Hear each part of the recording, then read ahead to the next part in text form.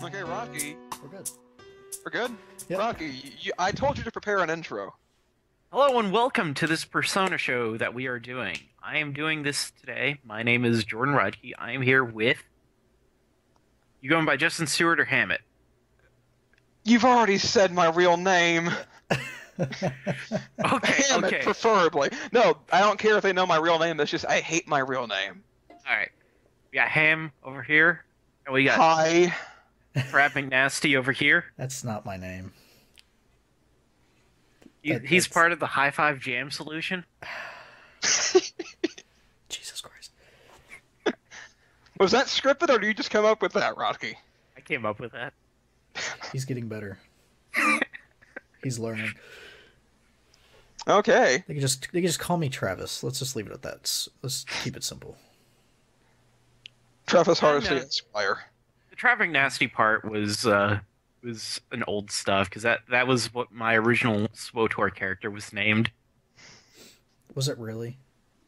Well, it was Trav McNast because I ran out of characters. Why were you remember named that. Trav? I remember that. Are you named? Oh, you mean And the Old Republic? You played for Yeah, like SWOTOR. a week. Star Wars the Old. Oh, I thought you meant KOTOR. No. Oh, okay. I do weird things with my game characters. Like my GTA Online character right now is based off of a German riot girl, singer. Who's 48. Her name is Darla Chu. She's got 2 songs released, and I've ever seen one picture of her. I just dedicated my GTA Online character to. Wow. My mine, Inquisition. What? I was gonna say my GTA character is nowhere near that fleshed out. The only notable thing about mine is that I based him off Nico Bellic. He was my dad. Are you playing on PS4 or Xbox. Xbox? Okay. Xbox One. Yeah, the Juan. My character in Inquisition is called Dee Dee. Unintentionally referencing Dexter's Laboratory after I made her that. I don't remember what I named my Dragon Age character. I don't remember what I named mine. It's deleted. Because I got a new computer. I wish I could not remember my real name, but welcome to the Persona 4... Oh, shit. Persona 5! Forever cast. Yay! Thanks for the You save, didn't Rocky. finish your sentence, Ham. It's the Persona Forever cast.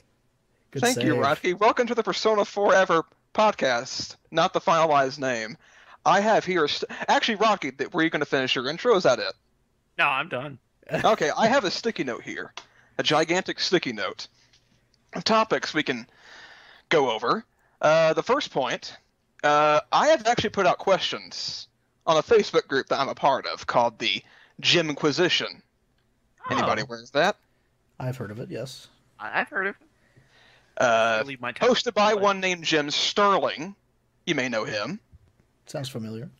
Yes. He's doing what he's doing, and he's successful at it. I can do nothing but clap for him. Yes. Good for him. I love him. And I assume, if you knew more about him, you guys would love him. He has a Facebook group, the Gymquisition, and as well as his Gymquisition show, which used to be on The Escapist, but is now totally indie. He also has a Podquisition podcast. Interesting. And people who are fans of Jim Sterling on this Facebook group are likely also fans of his past work, like Podtoid. Anybody know Podtoid? Yeah.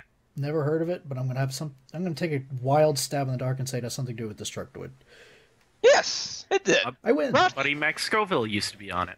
Yes, Rodkey knows Max Scoville, ladies and gentlemen. Yeah. He knows Text him him all very the well. time. He's super cute. Yeah, Great hair. Huh. they're budding buds. They're gay for each other, He practically. keeps yelling at me to come to San Francisco so we can get drunk. Anyway, Podtoid was a very interesting podcast. And those who have listened to Podtoid may get a kick out of this. We've always, at least I've always considered Rodkey to be our Jonathan Holmes. He is very, very humble, speaks very softly, but can be very talkative, very intelligent, and he sighs a lot. Meow. Much of what we have, that's his gimmick. I have not meow except for that point in probably a year. That was a high school thing. The meow. You'll But we never live kept down. doing it, and then you would then repeat. Meow. You'll never live Yeah. down We that carried peak. it on. We carried the legacy of meow. Okay, Anyway, someone has to. Anyway, let's see. I guess first things first. Jordan Rodke, what is your experience with Shin Megami Tensei / Persona? Bunch of people around me are super into it, and then there was a sale on PSN for Persona 3 FES edition for like $10, so I downloaded it, and I fell in love with waifus and senpais and whatnot. And I put about 70 hours into the game, but then it got to a part where I had to grind a bunch, and it got hard, and I couldn't beat it. What difficulty were you on? Normal. Hmm. Like Maybe I 5 should- hours after I started it, somebody yelled for me to restart and do it on easy, and I should have listened to them. I was thinking of restarting my Persona 3 playthrough on hard because I thought it was actually too easy, a bit too grindy. Was hoping at least hard would alleviate that and actually make the grinding a bit more interesting. But Travis, what's your experience with Persona / Shin Megami Tensei? well, I got Here we Persona go. 3 FES on the PS2 back in the day, and actually it wasn't really back in the day. It was more like 2006, back when the PS2. Oh, that was around not when it came new. out. Yeah, played it. I've beaten it twice. Once on the original version, and a second time on the PSP remake through the female route, which is very, very good. Then there's Persona 4, which I played on the PS2. I also played Golden on my Vita, which I'm still playing through. I'm on my second playthrough on it. I just kind of pick it up whenever. I've also dabbled with the original on the PSP, and it is very, very different as far as how things are laid out. But it's still Yeah. No good. social links. Exactly. Yeah, And it was kinda- very much like Shin Megami Tensei proper. Yeah, like the actual like numbered series, which I did get a portion of the way through the one that you sent me for the 3DS. I Oh still yeah, need to Shin actually Megami Tensei 4. properly How play are you it. enjoying that? It's different compared to Persona. But It has a very, very, very, very slow beginning. yeah, that's the problem I was running into. I need to go back and properly do it, which I'll probably do after I get my new 3DS with Majora's Mask, but that's different. Yeah, that's it. Well, my experience, as far as actually, Rodke, have you played Persona 4? I have not. That is for when I get a Vita. I Okay, don't have a Vita right now. they added a lot of new content to Golden, so that's probably the best route to take. Me, I have played Persona 3 for about 50 hours plus. I got to the summer vacation bit, a little bit Ah. past that. So it's, what would you say, Travis? About halfway through? That's pretty much a good halfway point. Yeah. So suffice to say, they're pretty fucking long games. I have not Yeah. finished any one, unfortunately. But I nonetheless love Persona. And Persona 4, I have gotten up to a little bit past rescuing Yukiko. So maybe 20 hours in.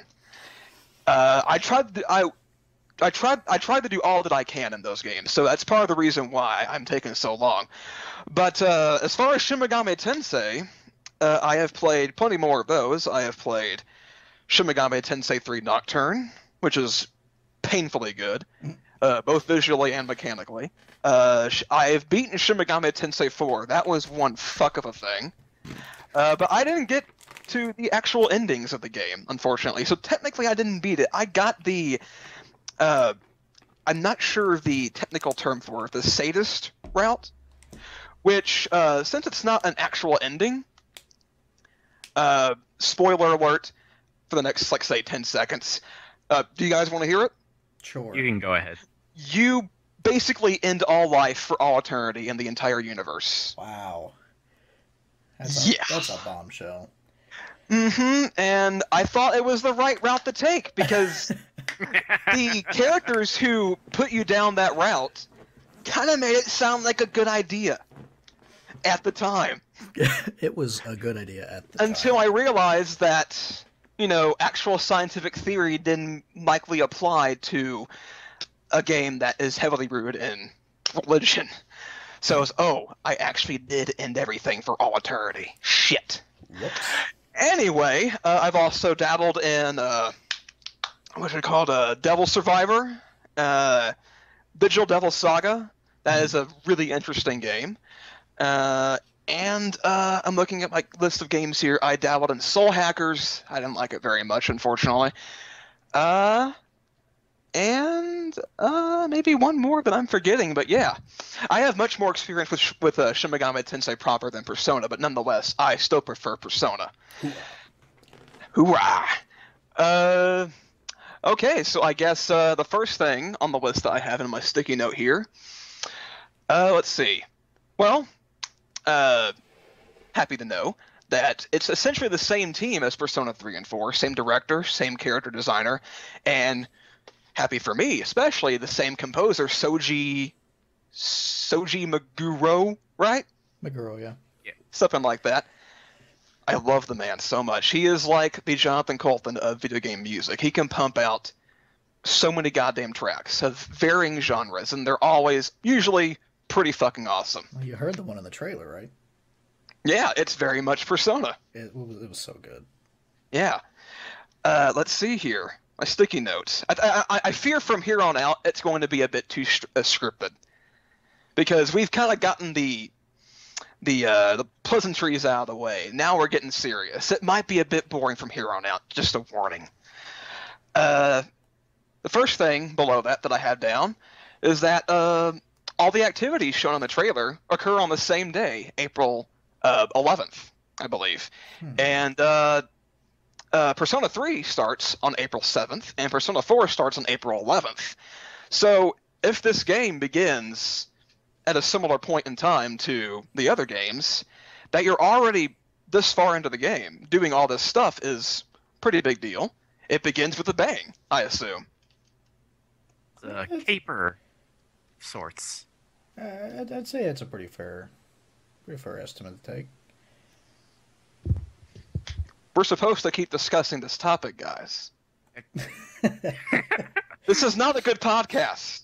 No, but is the if worst podcast. if that is correct, then there might be an established backstory for your character, and more than just you're wearing headphones. Thank you, Rocky. That was what I was thinking. Yeah. Ooh. Like, is this guy like some vigilante? That also goes with the themes that have been showing up in the various promotional issues or promotional stuff. Which I never. Oh God, Travis. I do want to talk about that too, like the whole like thief thing they've got going on, because I think that's actually pretty cool. Because I noticed whenever they're actually like, I would say, the version of Tartarus or whatever it is they're doing in that trailer, they're all dressed up like thieves, like not like common thugs or anything, like stuff you'd see. Like masquerading. Yeah, masquerading. Kind of. Like Lupin the Third or any one of the big films that do that, where they dress up in capes and masks and shit and have fun with it. And that's it's that high Japanese fashionista type. Yeah, like I have a feeling it's going to play a big part of it, but there was also some other parts that I want to discuss later on as well. Sure. The game. Yeah, the game could possibly begin with our main characters and the other characters already well within their second life. Yeah, I mean, like the rumors Persona 3, are now... Keep going. Sorry. Yeah, in Persona 3, the main character arrives in... Persona 3 is, like in Persona 4, set in Inaba, right? Same setting? Or is it called something else? Is in the city. I don't remember what it's called, but you're in... Tokyo, basically. Basically, it's the Universal's version of Tokyo, essentially, okay, yeah. Or close enough. It's a city that's similar in size. Okay, well, when he arrives in, let's just say, for the sake of argument, Tokyo, he doesn't begin, as a shadow hunter. And in Persona 4, Yu does not begin as a guy who goes into TVs and defeats personas and gets personas and is a part of a group already. The game could begin with these people already knowing each other and already in this lifestyle of masquerade vigilante group, that kind of thing, which could be a pretty interesting departure from the usual stuff that we see. Travis, how did Persona 1 begin? It was it's gonna be kind of hard for me to remember. It's been a while since I played it, but if I remember correctly, you were just in class. I believe you were in high school. Yeah. But there was no like big introduction to a main character because there is characters, but there's not one blank slate main character like 3 or 4. You kind of had your group, and everyone was defined well enough that there was no main character. It was a group. At least if I remember correctly, it's something like that. So you were all just sitting there, and then things like go to shit. Basically, It's over the entire town. I saw a trailer for it, and at one point there is a bomb or something that goes off. A big event happens. Yeah, like there's not a separation of Shadow World and Real World like there is in 3 and 4, where you can go back and forth, or at some point during the day you go to Tartarus, or you go into a TV to fight them. It's just you get stuck in that world permanently against the entire town, and that's what you're doing. You're fighting to get back out and figure out what's going on. It's kind of like what happened. It's kind of like what happens in the beginning of Shin Megami Tensei 3 Nocturne. A big, event happens, and the entire world is changed forever, and you survive because you're, in some way, like a chosen one, quote unquote. But anyway, so no train arrival, possibly no gradual meeting of most central characters. Blasphemy. Heck, Huh? Blasphemy. Possibly still social links, of course. It wouldn't be Persona without some form of social links. But anyway, heck, the characters we see in the trailer may be the only characters available for your party, but that is highly unlikely. Speaking of characters, Cat. Kitty! They had to have another Teddy-esque character. That's just how you do it in Japanese media at this point. In Persona 3, of course, you had a dog. Yeah, it was just a Oromaru. dog. Yes, in Persona 4, though, you had a personified, cartoonish teddy bear. He was... that spoke in bear puns. Unbearable. Yeah, he was. Oh, just like that pun! Travis, perfect example. Speaking of unbearable, I'm not a fan of his Japanese voiceover. It's equally not as many annoying, people are. if you ask me. Actually, speaking of which, a teensy bit off topic, I have the wiki up for Persona 4 Golden. And down here, there's a reception tab that actually lists the top 10 characters that they took. Oops. That's your text, right? Yes. Anyway, they took a poll for fans' favorite characters. Actually, just before the live stream that gave us this new trailer, which is why we're here. So I guess it is on topic. You might be surprised that I assume, most people who participated in this poll were Japanese, because the stream is in Japan. Despite how much Teddy is prevalent in the promotional material in Persona 4, he's not anywhere on this top 10. That doesn't surprise me. It doesn't surprise you. It surprises me. Yeah, that surprises me as well, because whenever you see Persona setups in Japan, it's always just Persona the game, and then a row of 40 teddies that people just buy out the ass. Well, it's not surprising to me because he seems more like a necessary evil.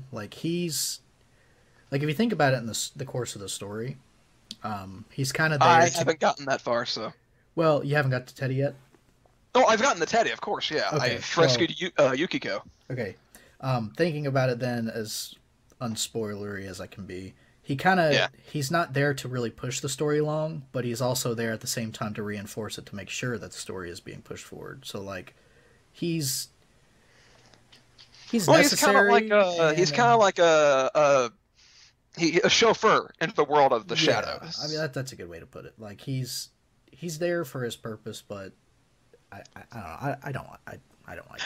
But anyway, another surprising bit about this top 10 is that top 5 characters are Nato, you, the main character, Adachi, Chie, and number 1 is actually, take a guess. Hold on. I'm gonna say Kanji. Rocky, give us your. I have not played 4, the only characters that I know out of 4 are Yukiko, Rise, Nanako. There's Naoto. That There's is right. You had not played the game, Sasuke, so fuck your opinion. Chie, and Maria, and I think Vodka, Kanji. please. The top character is actually Yasuke, Oh, okay. which surprises me because I would assume it'd either be something like Teddy or Chie or Rosette or even Mary, the new character for Golden. I assume, possibly. I mean, Yasuke didn't strike me as a particularly amazing character. Nice character, I like him enough, but I have a feeling it might have something to do with the dojins that go on in Japan. Brotherly love. Mm-hmm. Wait, is he the dude who says, "Are you saying I like dudes?" No, that's Kanji. That's Kanji, yeah. Okay. That's Troy Baker's character, yes.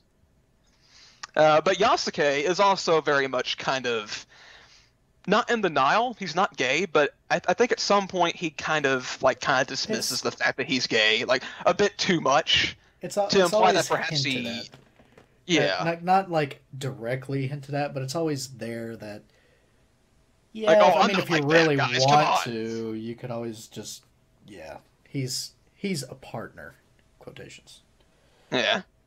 Anyway, I thought that was kind of interesting. Anyway, what were we talking about? Shit. Damn it. Oh yeah. Well, whatever we were talking about. Let's move on to the next topic.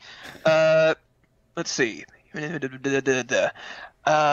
Interesting is that the main characters, as we see in the intro bit, they even kind of expose themselves to the public, unlike the say Persona 3 and 4. They kind of kept their second lives.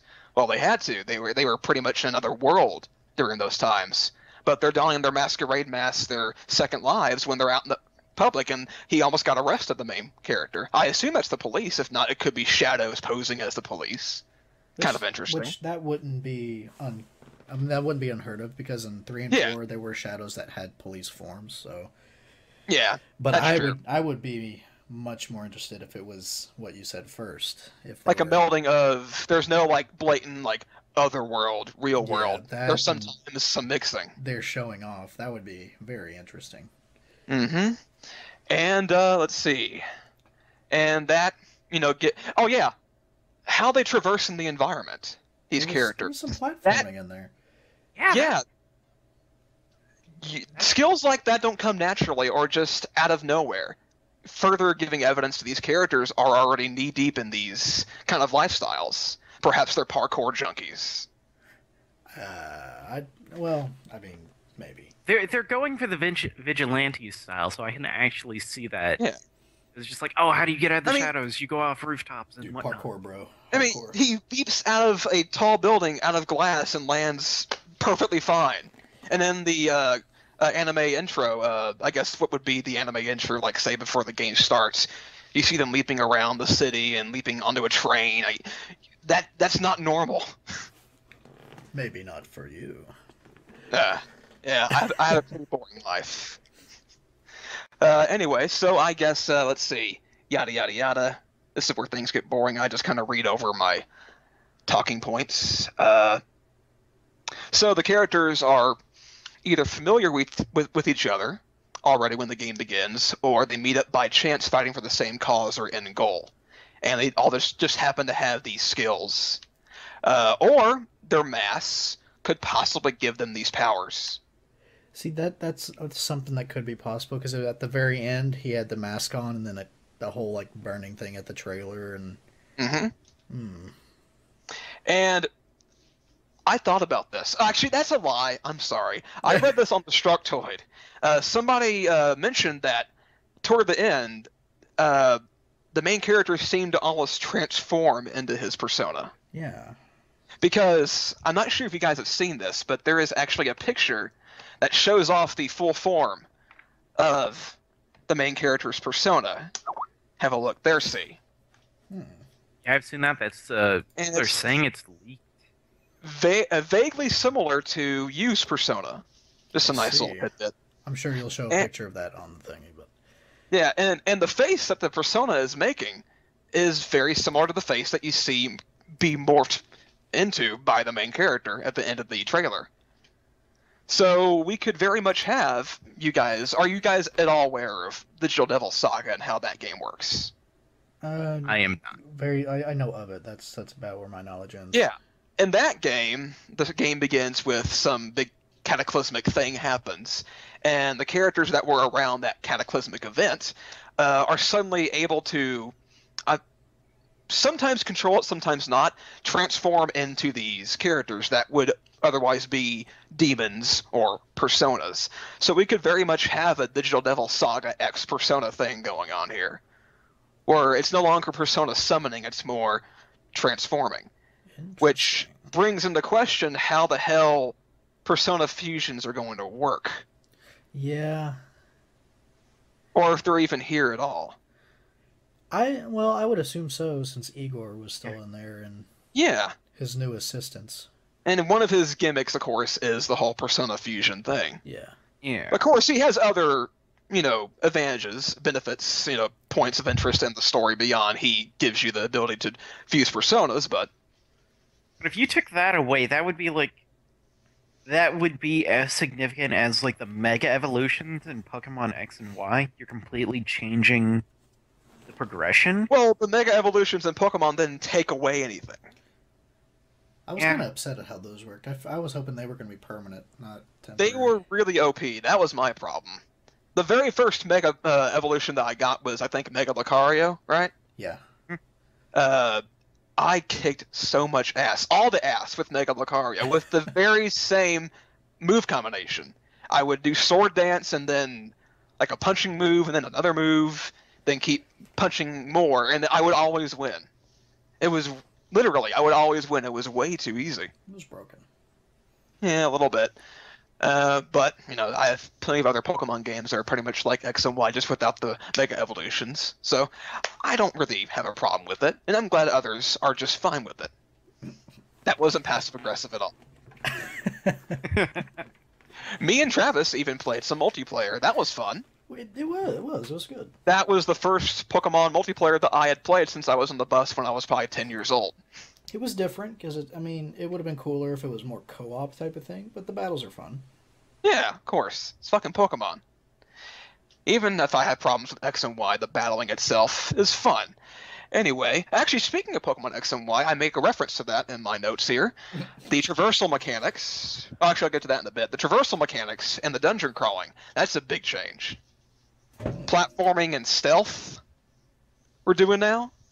Yes. I am 100% fine with them adding some change up to the run to this hallway, see an enemy and kill it, and then go up to the next level. The dungeons in Persona 3 and 4, at least, were very much literally straight corridors, occasionally banging off into a right or left direction. And then those were also straight lines. I love everything about Persona, but even that for me is a little bit boring sometimes. And there's obviously going to be some platforming challenges, optional, possibly, but also some stealth, which I'm not sure how that's going to come into play as far as balance. Like, why you would want to stealth. Because he was stealthing, in the trailer, he was stealthing into a corridor that has a doorway that's right in front of a demon, so I'm not sure why he was stealthing at that point. Possibly just to show off that it's a thing in the game at all. But maybe that's they interesting. Could use it as like a sneak up mechanic. Like if you got the first hit, oh, in yeah. 3 and 4, you would gain an advantage.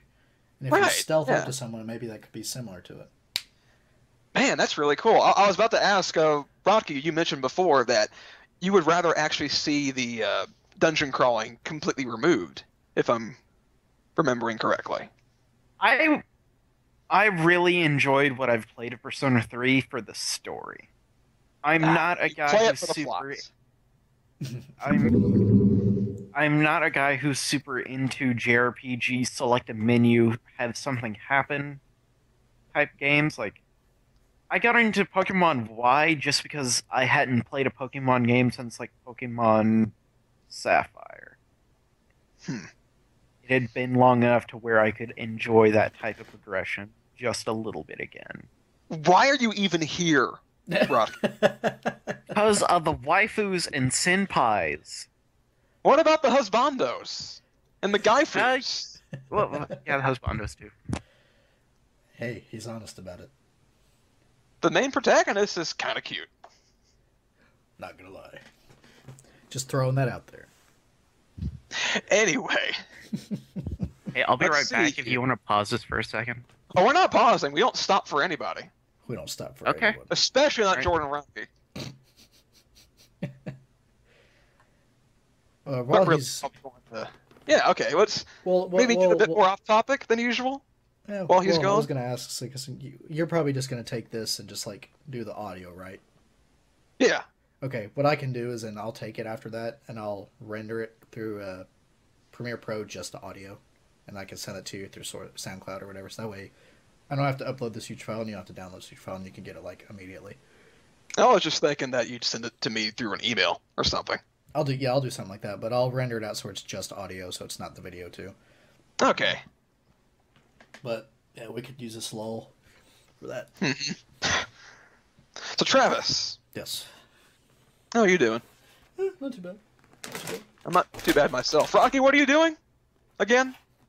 I don't Rocky, remember- where are you? I don't remember what he said. Rocky? While we're waiting, I'm gonna eat a brownie. I had nothing to eat or drink. Actually, I have some Dr. Pepper here. Okay, I'm done. No. I'm trying to make as much noise as possible to keep this entertaining. No. So usually, in our Skype chats, we just kind of casually go about our day and occasionally say, "Ha! Internet memes. Those are funny." But here, I have nothing. I'm keeping to a schedule here, and suddenly I'm not. I have no idea what to do. How long are you gonna make this thing? How am I going to make this thing? What do you mean? How long? Oh, how long? However long. There's not going to be much editing. This is candid podcasting. This is real. This is raw. This. I'm going to try my best to make sure that there is a way that these people listening to this podcast cannot skip through this. Are you gonna put it on? They your will blog? have to listen to this. What? Are you gonna put it on your blog? Yeah, my blog and on the Podquisition Facebook group and Fish Shark and Fish Shark Blackjack and Hookers, which is actually a place where I share porn with fellow fans of Fish Shark podcast and Podquisition fans. Who like porn? Yeah, we like porn. Who doesn't like porn? Which is funny, the way you led up to that. You were so, like, bullet point, porn. Oh, and by the way, here's a place where I share porn. Well, Rocky's still not here. Rocky, are you here? Rocky, are you there? Okay, because I want to mention that I found somebody on that Facebook group I'm a part of actually linked to a website called bonuswholeboys.com. You can take a wild guess as to what that website contains.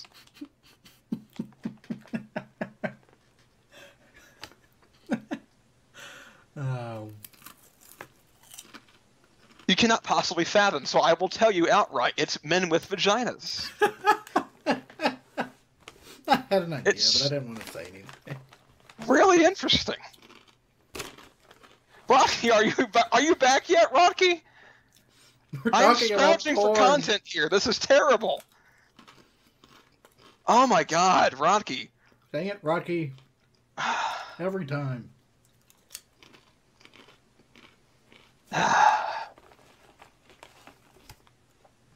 So yeah, about that bonuswholeboys.com. As I go down the list of videos available on this website. Rocky! Damn it, Rocky! Please. You better leave this in. The first video is entitled.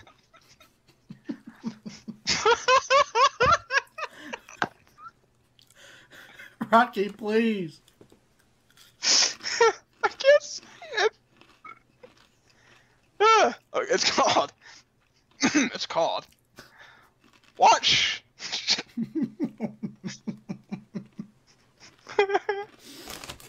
I got. God damn it, Rocky, please. Okay, I'm not trying to drag this out. I cannot say it. I keep laughing. I'm sorry this is not funny anymore. People listening to this, I cannot say it. I keep laughing.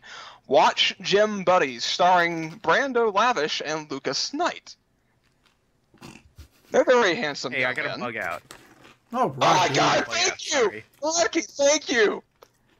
Oh my I gotta bug god! out, sorry. Oh, what, are you leaving again? Or are you saying you're back? I gotta leave. Oh no! We didn't even finish. We can No! finish. Rocky, now that you're going to be gone permanently, think of all the bullshit that I'll have to fill this podcast with. I was just now talking about a site called bonusholeboys.com to fill the void until you got back. Yeah, I've got to go to class and help out with something, so I can't really negotiate. This is pause it. We Okay. can finish this. We can just No, edit the two you're parts gone. together. You're gone. You're All right. done. Finito. Rocky, leave. You're no longer a part of this conversation. He is very actually hurt, Rocky. I am pissed. Rocky, you're still here. Okay. I have to go to class. Then leave! I'm going. Go to bed! Rocky? Oh crap! It's 5:40. Okay, you said till 5:30 anyway. Sorry, Ham. Yeah, okay, bye. He's not gone yet. I gotta wait until he's gone. Okay. The next video is entitled CYD Submission starring Connor McGuire and CYD ST. Oh, what does it stand for? ST? St. Vincent. Yeah, St. Vincent. You're beginning to put images in my head. The guy receiving, of course, has the vagina. Rocky, have you left yet? Rocky is still here. Oh my god. This is even kind of funnier because your Skype picture is Batman with a thumbs up says my parents are dead. Well, no one's going to see that. I know, but But it's pretty funny. I can see I it. have that picture was actually done by Max Scoville Ah, of the Destructoid Show. Previously of the Destructoid Show. I have more of those. Okay. I'm not sure why Rocky, if you're here actually hearing this, and it's not just a Skype glitch, please say something. he's gone. Perhaps it's not actually here. Okay. So I can click out of this. Okay. Alright. Next up on my to-do list, That has been not shattered by involving Rocky. men with vaginas. Yes. People mentioned in the comment sections that I was, partaking in regarding this new trailer, mentioned that there is no longer shadows in the overworld. It's now actually physical beings. If you look closely at about, I don't know, at about 1 minute and 40 seconds, you can notice that there is actually people, demons, personas walking about, not just gloops of something. And I was thinking that perhaps that these aren't actual personas. They're just physical manifestations of the fights that you're about to take part in. No longer gloops, they're actual things. But I was thinking that perhaps these physical manifestations of the fights you're going to be taking part in are related to the theme of the dungeon that you're going about in. Like here, it's a regal theme, a castle theme, and so you're facing off against knights. And I assume that knights, varying forms of the knights, like a golden knight, a black knight, is going to indicate the difficulty level, like the size of the gloops in Persona 4 and 3. The size of the gloops. I could see that. They kind of did that in the previous ones too, where like Persona 4, for example, the different dungeons you go through every time you need to save someone, they change in theme depending on who you're saving. What? So you save someone and then what? Well, the dungeon that you're in for that person changes theme depending on who you're saving. Oh yeah. So like Yukiko's was the castle with knights and all that stuff. Yeah, she was looking for a hot stud. Yeah. Yes. And then Kanji's is radically different. I won't spoil it for you, but just be aware of that. No, you can spoil that for me. I'm interested. His is since he has sexuality identification issues. I was aware of that. His is a hot or a spa. Oh. Like a spa and a bath, but with men. Very, very muscular men, and nothing but small towels. I'm aware of his sexuality. His back issues. and forth. Yeah. Yeah. From screenshots that I've seen. I've seen. Oh God. This is what candid podcasting is all about. Getting a call from my mom. Hello? Yeah? Okay. Hold on. I'll be right back, Travis. Yeah. And I'm left here to entertain. Okay, fine. I'll just give her the phone number.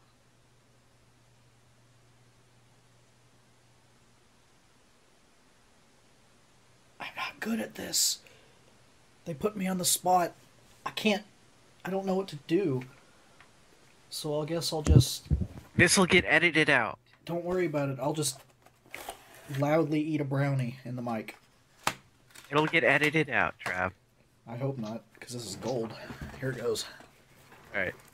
Also, I just came back in my room and heard from the head. Oh my God! Still leaving. Rocky, why won't you leave? Are you going to stay, Rocky? Rocky? He left again. Why is it you stop talking when I get back? You're still here, Rocky. Are you Skyping Travis personally, saying that you're going to keep quiet whenever I'm around? You're going to be a little shit until I get so angry that you finally reveal yourself to be still here, and you really piss me off. Is that it? Just master plan. I have reached my peak, Rocky. I am really mad. Are you here? I think he actually left. What was he going on about? You know, typical Rocky stuff. So you are keeping something from me. You don't want to say what it is. Wow. Okay. Anyway, we were talking about, let's see, where were we? Talking about the dungeons, the demons and the personas in the dungeon. Were we done talking about that? We've never done a podcast before, by the way, if you haven't already been able to tell. We're not very professional.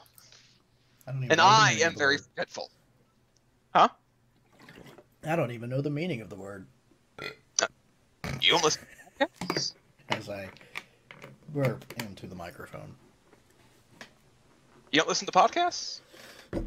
No. Well, I do very rarely. The big one I listen to is Drunk Tank. Drunk. That sounds familiar. Rooster Teeth. Oh! As I burp into the mic. Okay, well, the next... Oh, okay, here we go. Okay, now, Paul is at about 158 in the trailer. Hold on.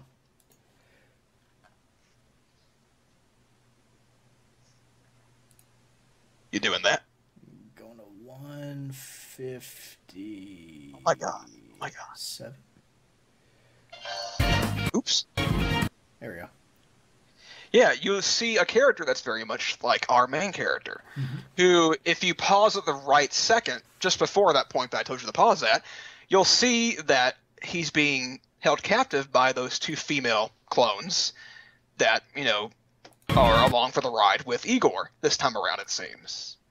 Which makes me think that perhaps those masks actually do mean that they change their personality, their persona, if you will.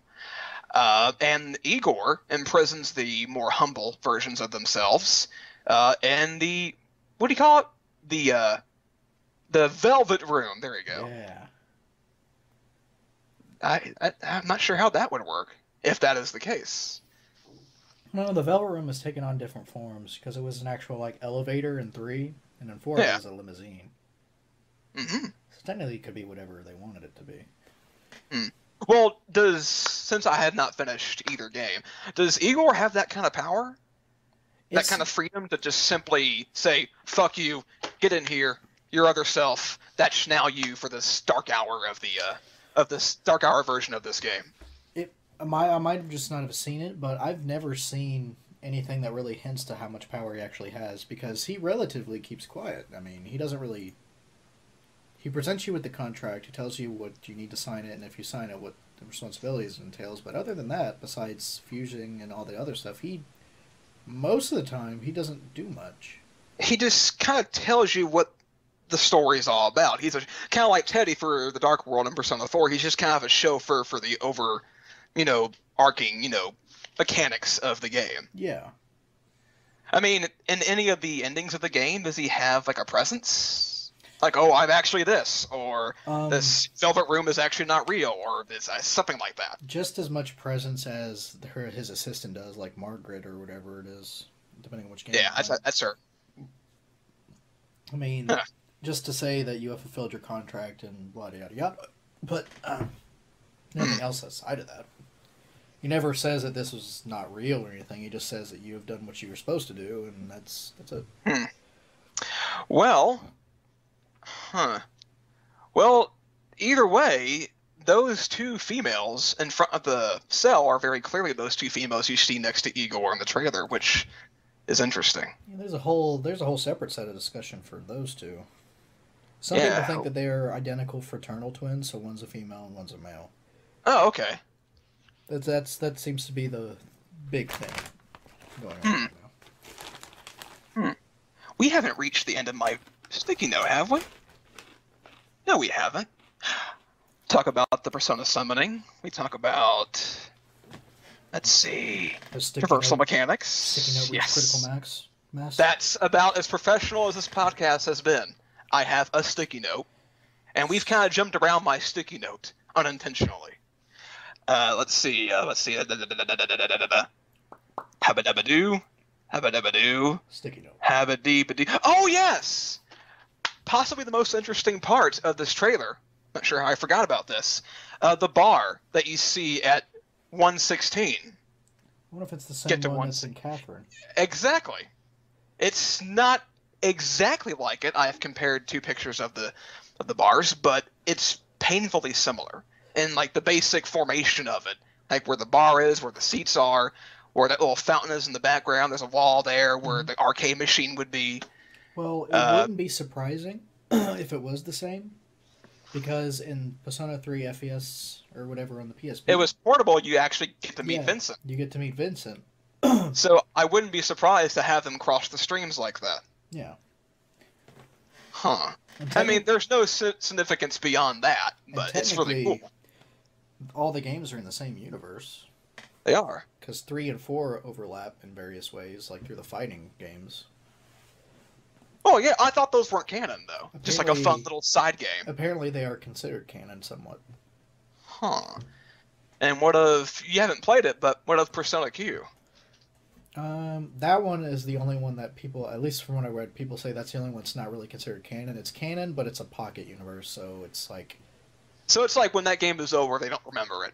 Pretty much, yeah. They'll find some excuse to be like, oh, well, they don't remember it because this and this. There you go. It's kind of canon, but not. Yeah, pretty much. I actually have the game. I haven't played it yet. God, they're such long games. Oh, man. But I want to finish. Get married to everyone. Oh, yeah, that is beautiful. I will not entirely. You can get married to... What's the kid's name? Ken? Ken. As adorable as he is, for obvious reasons... No.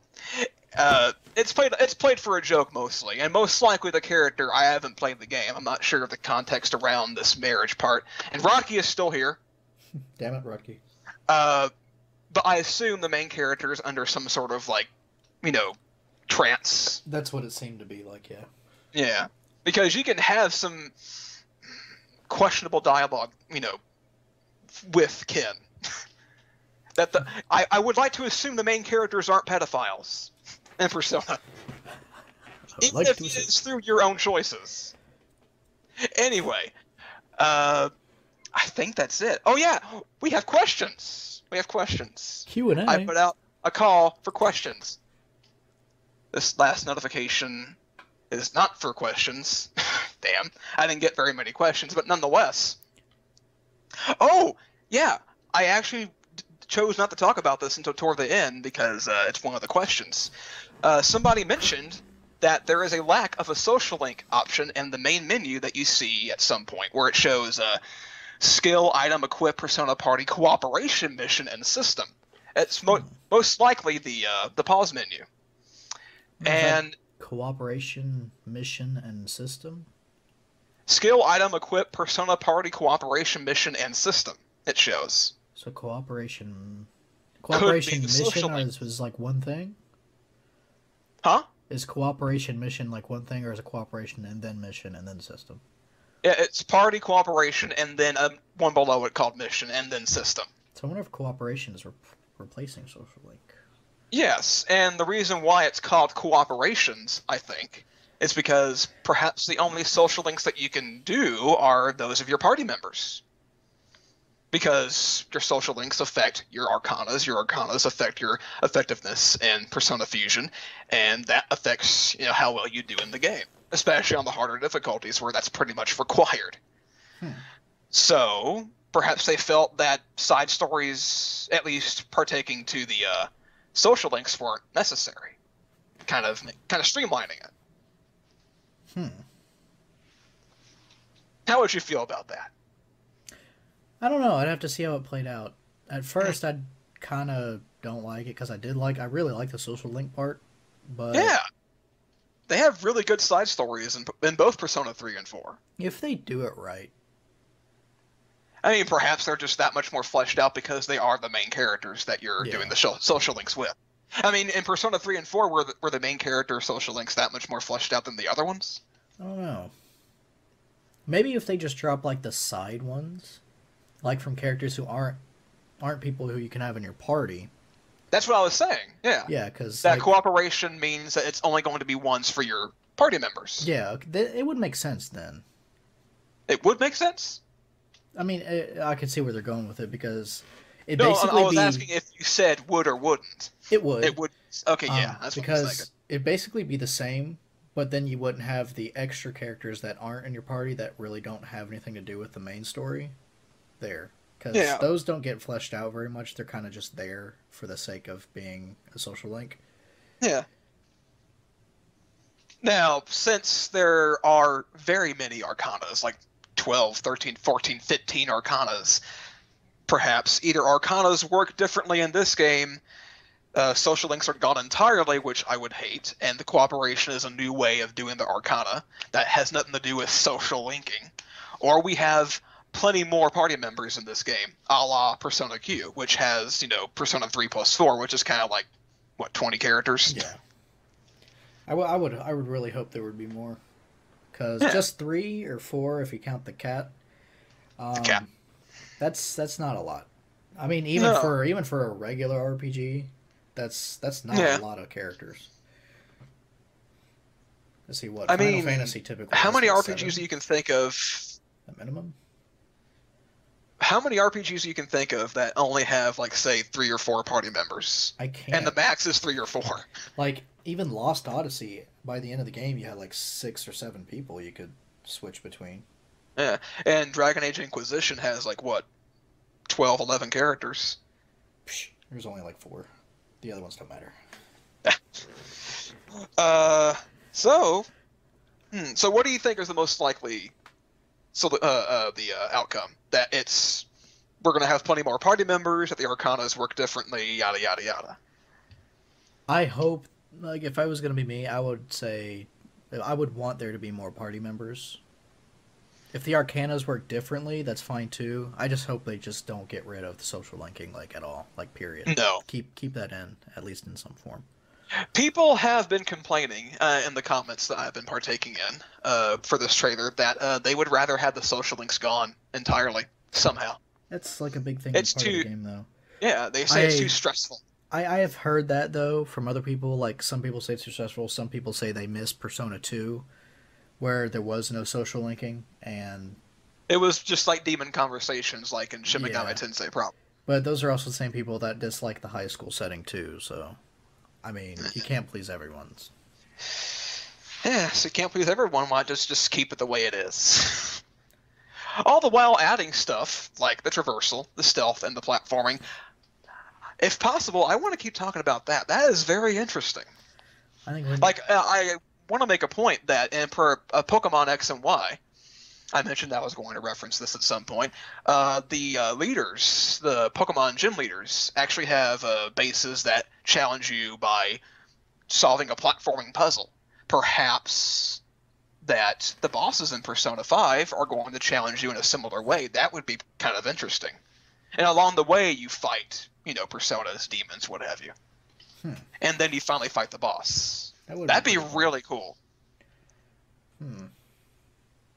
And I trust whatever they add into this game is going to work in some way, on some level. I can't think of any mechanic in either 3 or 4 at least that was like, wow, outstandingly broken. I hate this. Yeah, there was really nothing with the other 2 games that, like 3 and 4 specifically, that there was nothing that was just in your face like, this is bad, this should not be here. There was nothing like that.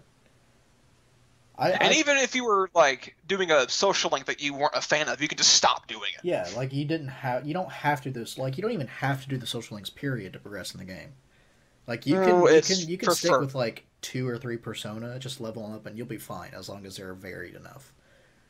It's possible. I've done it, but I'm not that confident. it is. You got to make sure that you have 2 or 3. Like no, I'm not confident in my ability to be able to do that. Yeah. See, yeah, okay, that makes sense. But yeah, it's possible. You don't have to. It's not required, but you do want to. But you're not locked into anything, so there's no reason to complain and say you should. Let's see. Okay, well, I guess we move on to questions at this point. I'm very humbled by this. The lovely Laura Kate, who is actually a co-host of the Podquisition that I mentioned a while back, she is a lovely gal. She asks, what features from Persona 4 Golden would you like to see scrapped from 5? Now, whether that means Golden specifically or Persona 4 in general, I don't know. But there were a lot of very, very small changes to Golden. The biggest one, though, or one of the biggest ones, was that you can have an online mechanic, if you wanted. You can have it to where you can have a call for help. You can put out a call for help, and if players answer that call, you can, like, get a boost and, like, say, plus 20 HP or plus 20 mana. And when you next go into a fight. It was so minute that it didn't really matter in the end, but it was cool to have, like, go for it. I hope you make it, guy. They kind of give you some extra motivation and plus a little bit of help. That was really cool. I can't imagine anybody having complaints about that either being gone or still there. Yeah, like in my experience with that feature, when I play it, I'm about 50-50. Half the time I don't have interconnection, half the time I do. And when I do, I'll go ahead and say yes because it asks me to put it on, and sometimes I'll look at it and see what people did. Sometimes I've used it once in a dungeon feature because I saw it. I was like, I've never used this. Let's see what it does. And I was like, oh, that's neat. Yeah, but that's cute. If it just disappeared from the game series forever, I would not lose any sleep over it.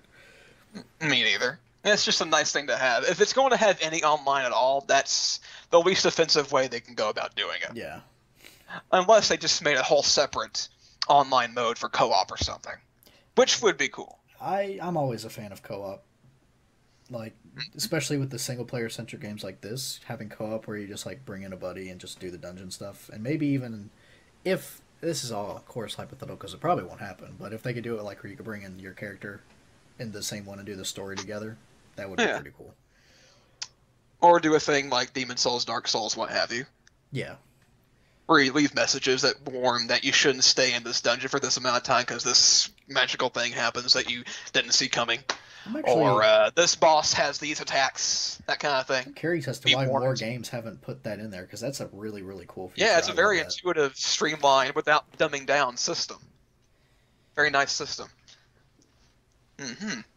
And of course, they also add in new difficulty levels, which is never a bad thing. More options. They added in, balances and They added the very easy mode. Yeah. New garden. I'm looking on the wiki. I never got that far into Persona 4, so I don't know what they mean by new garden and bug catching features. What is that about? The gardening and bug catching features are basically just like little mini games you can play. You don't have to play them though. No, I never touched them because the bug catching feature I never touched specifically because I can never freaking figure out how to get the damn bug net to do it, and I never bothered with looking it up online to do it. And the gardening I've done once just because it was there. And is Yu's cousin, is it Nanako? Yeah, Nanako. Yeah. She gets like super happy about it. She's like, yeah, let's plant Of tomatoes course. and stuff, and that's adorable the first couple times. God, And she's so that, cute. After that, I mean, I don't really care about it. It's more of like an extra thing. Yeah, I mean, a lot if it's of there, great. If it's not, it's like the online features. I won't lose any sleep over it personally. pretty much every feature like that you don't have to do. So if they were there, cool, you can keep doing it. If they're not there, then you're Cool. But yeah. Anyway, yeah, cool. If anything, you'd just be pissing off those that want those features in it. Yeah. That will just add to the game. So, I mean, the only features that you can take out that would, actually have an effect on the game would be like social links or dungeon crawling, which, why would you take those out of Persona? Okay, so, what a dumb question, Laura. Jesus. What's up? I'm just kidding, Laura. What's up with those masks? Asks Ben Fitzpatrick. Oh yeah, Adam Hurd asked the first question about the menu system, but Ben Fitzpatrick asks, "What's up with those masks?" And like we've already mentioned, that it's likely they're a vigilante group, masquerade, heistmen, maybe even. I doubt that, but I assume they're good people. Dog. Not to say that if you're, a heistman, that you're inherently bad. Robin Hood, for example. But I assume they're more of a vigilante group. Police aren't doing what they should be doing, and so they're going out and doing their own thing while doing the whole Persona fighting. I assume that's the case. And that the characters, like we discussed before, are most likely already either in this lifestyle already, and the story begins a bit more quickly, or the masks they wear give them these powers. And perhaps even the masks were given to them by Igor. See, that's what I was gonna say. The masks, maybe, you know how in Pardon the Dog, Yeah. the masks. Okay, Persona 3, you had the Invoker was the gun. That's how they found the personas. And Well, that was given to you by the team, and Yeah. not you. Yeah. damn it, dog. Persona 4, there was the cards where you just kind of. Yeah. It was more like an emotional thing, I guess, if you're gonna classify it. But it was like a card. So maybe the masks in this one are kind of the way they invoke the change or whatever, because technically that's what a persona is a mask. Yeah. It's a mask you wear to deal with issues or people or groups or Yeah. things like that. And a big feature of Persona 4 was having the characters come to terms with their inner demons. Like how Yasuke was secretly actually happy all this bad shit was happening because it makes this boring city have a bit of life. It's actually fun for once. And he felt really bad about that. But we're all like that in some way. We all have our skeletons in the closet. That's one of the good parts about the game too. Yeah, it's a really interesting part of the game. And of course, Chie was, and if it weren't for me, Yukiko wouldn't be anywhere. And of course, she feels terrible about that. It's a part of her, but she's mostly not like that. She has to accept that. That's a really interesting part of the story in Persona 4. I love Persona 4. I haven't played much of it. I don't know why. I love that part of Persona 4.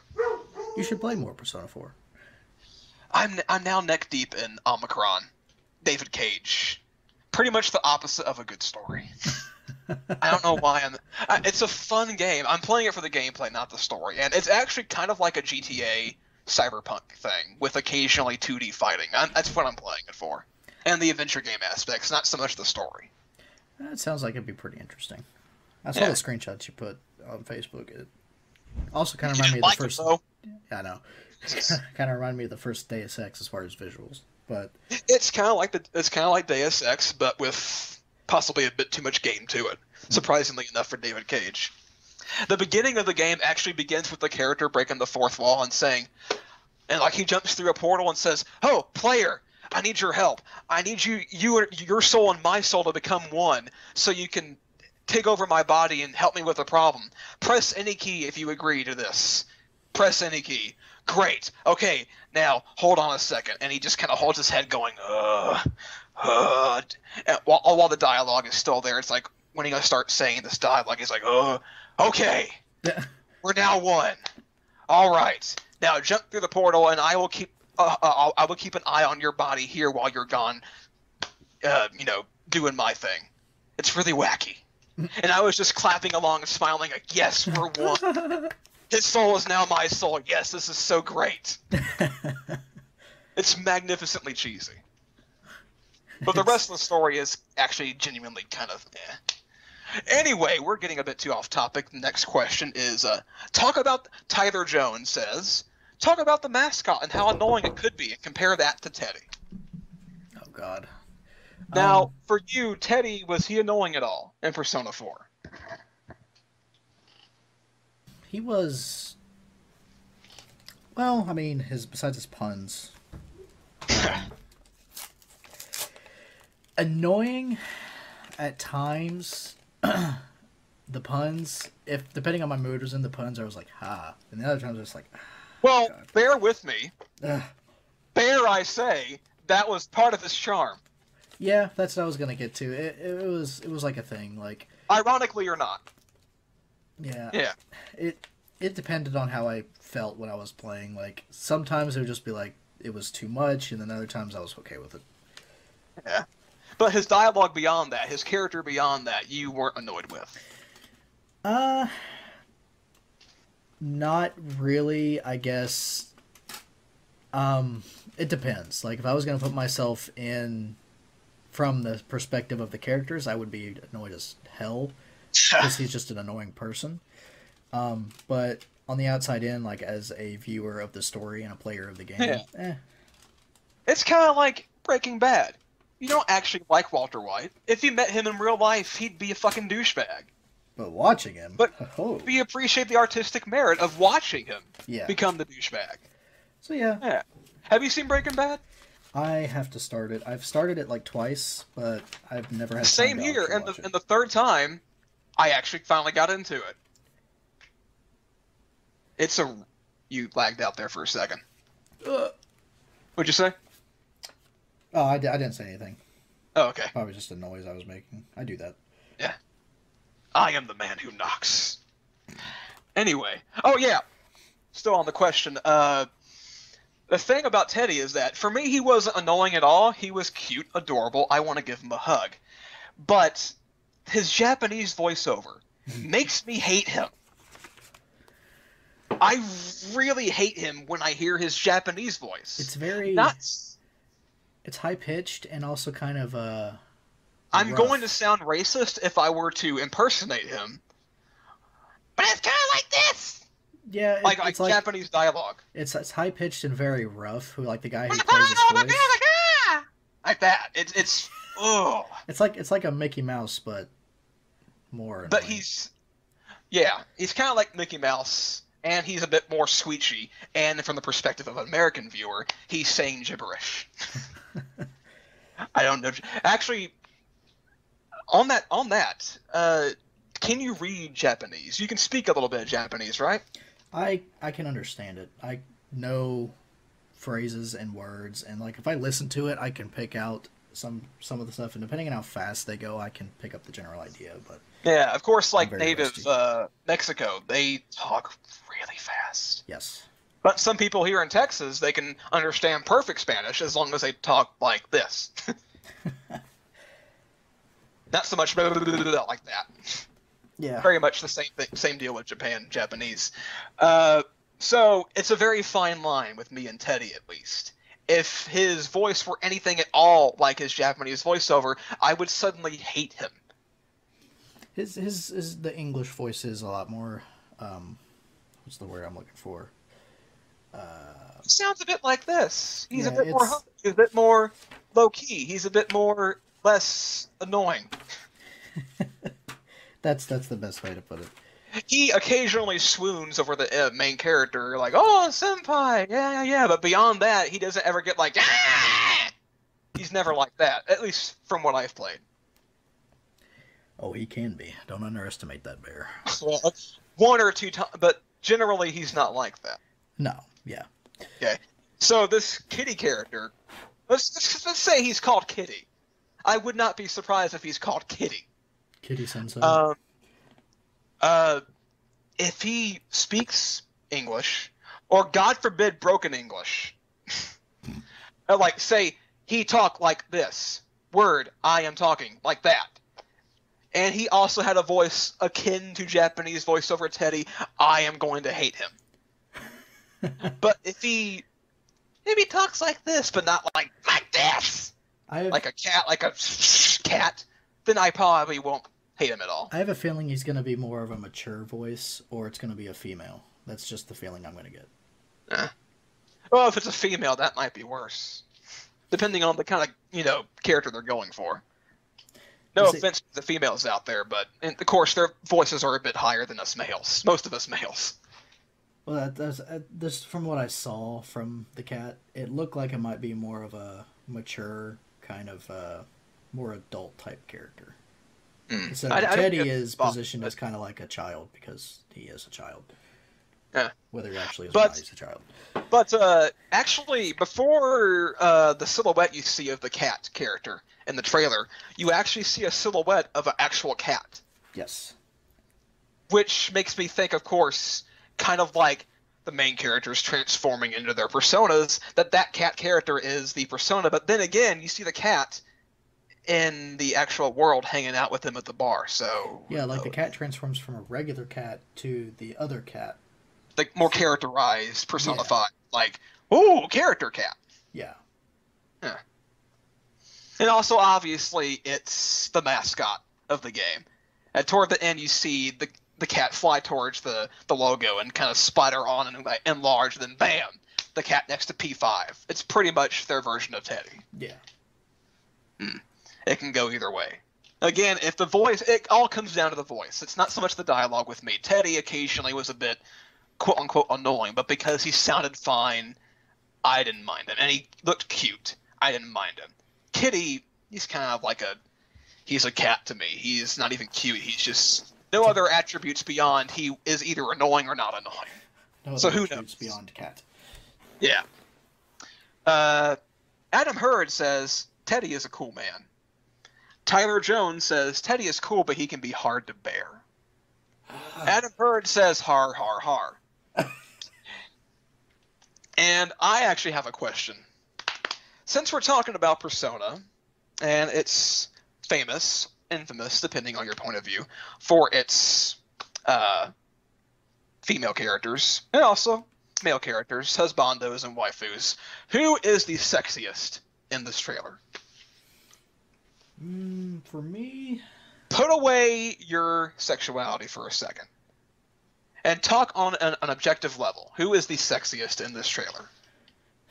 The main character is pretty... He's got that flair about him. But I'm going to go with his female friend. Because she has twin tails. And that's a thing of mine. Somebody hinted that she could possibly be French because of her paler skin and her paler blonde hair, which reminded me of Bebe from Persona 3. It's possible. I mean, that would fit the common trope. Yeah.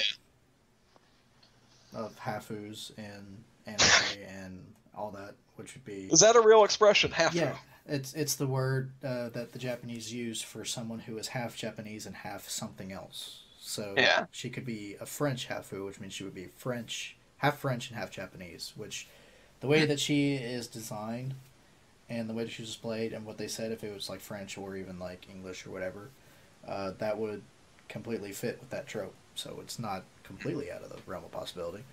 Well, hopefully she speaks perfect English. Because Bebe, as cute as he was, I got a little bit tired of reading that instead of that. Zet. Stuff like that. Zet. But it's part of his Or- charm. Wunderbar. That's more German, though, or something like that. Anyway, stuff like that. It would make the dialogue, which there's likely plenty of it, of her character, a bit easier if it weren't like that. Anyway, her origins are just likely that she's French, if anything. So I guess that is it. We've been talking, at least on the topic of Persona 5, for about an hour and a half. That's pretty damn good. Yeah, it is. I've got the recording. It says right now, 1 hour, 15 minutes, and 30 seconds. Well, God, I really hope it came out fine. Well, I'm going to send it to you, and you can do that. So we should probably close out. All right. Oh, wait. Wait. Somebody commented on my post for questions. Oh, it's just talking about a question that someone asked. It's not necessarily a question. God damn you, Stephen Bates. Anyway, thank you for joining us. I assume nobody has reached this point of the podcast, but if you did, thank you very much. We may do this again. Most likely not. It was fun. Yeah, I'm down for it, We but can actually be more organized next time. I don't know how to do that. Well, Rodkey's got plenty of experience. That's true. He can teach us a thing or two. Rodkey! Yeah, he's still here. Rocky. Yeah, okay, he just kind of leaves. He doesn't actually leave the Skype chat. It messes my head up. Okay, anything you wanted to talk about? No, we pretty much covered everything, and I feel pretty good about it. Yeah, of course there's going to be those that, distill all what we talked about and more down to like a 30-minute video. Or way more thorough. Casuals. But they're just the YouTube scene. It's the hot thing now. They're just going with the trends. They're like pizza delivery guys, 30 minutes or less. Jesus. I literally cannot stand those people. And what pissed me off coming into this podcast was that I thought I had something with the Persona summoning, or the transformations being the new summoning, until Kyle McGregor at the Structoid. I read that at the bottom of his article about Persona 5, and now it makes it look like I stole it from him. Well, you didn't. I didn't. No, I didn't. I just simply read it, and now it feels like I am. For the record, that was 85% me. Nice. Nice. Well, disproved. So take it out there and Well, own it. This was fantastic. I had a fun time. Well, I think that about wraps it up then. Yeah. Since Rocky isn't here, I gave him the duties of doing the outro. So we may have just had to awkwardly say we're done. Goodbye. Slowly just fade away. Yeah. Or we could just do something like, oh, well, I What? mean, it was fun. So thanks for We can just watching, do something. listening, whatever. Something like what? What, Travis? I don't know. Like a thanks and shameless plug. And wait, are you doing this just audio, or are you going to accompany it with video? I'm going to accompany it with JPEGs. Referencing what we're talking about at that given time in the audio. Okay. Possibly Thanks even for- GIFs and videos. Thanks for watching / eyeballing pictures. Yep, it's going to be a video. Thanks for observing. Thanks for being a good sport. Travis, you have a Facebook group called Believe Studios, and you're actually making a video game. Holy shit! Where can they find you? Oh, I just said Facebook. Believe Studios. It's the slow. word. Yes. You can follow it if you want. It's Mhm. kind of dead right now. We're Yeah. in the process of making something, though. It will happen. We also have a YouTube channel that Hammett does help with. I do? On occasion, yeah. I helped once with your Superfluous Entertainment, the YouTube. I don't think I've done anything for the Believe Studios YouTube yet. It's the same thing. We just transitioned. Oh. No, they're a joint. Pretty much. They're Yeah. a joint operation. It evolved into Believe Studios. Yeah, they're making, can I say what it is or possibly going to be? I mean, you can... we really don't have anything. It's still in the... It's most likely going to be a platformer of some kind. yeah, it'll be a platformer. Yeah. Space, with Unreal space 4. themed. Made with Unreal 4. It's very much in the pre-production stage right now. And yeah, you could go there and go to our Facebook page and like it and everything. If you do want to help with that, if you're listening and decide that you have something you can contribute, artists especially, Yeah. right now no money is involved. We are very, very poor. We're doing this for fun. If there is anything money-wise in the future, of course you would be compensated. But yeah, there's that. How can you be poor and having fun at the same time? That's Very un-American, I know. I know.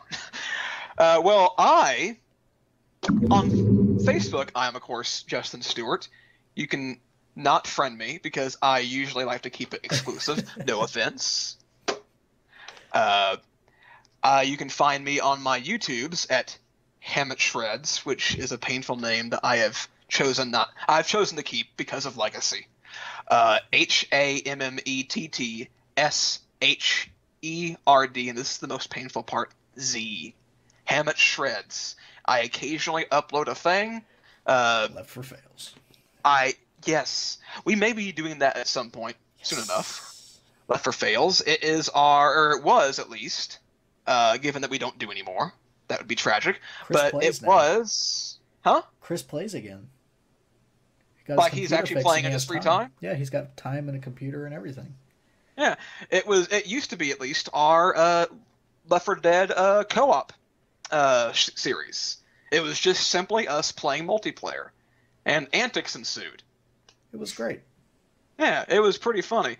And most recently, the last couple episodes, I am actually featured as a voice. The first few episodes, because I was recording from a Pinnacle studio with a very, low budget capture card, I had to watch from like a 5-inch screen, and I couldn't record my own voice, at least conveniently for me at the time.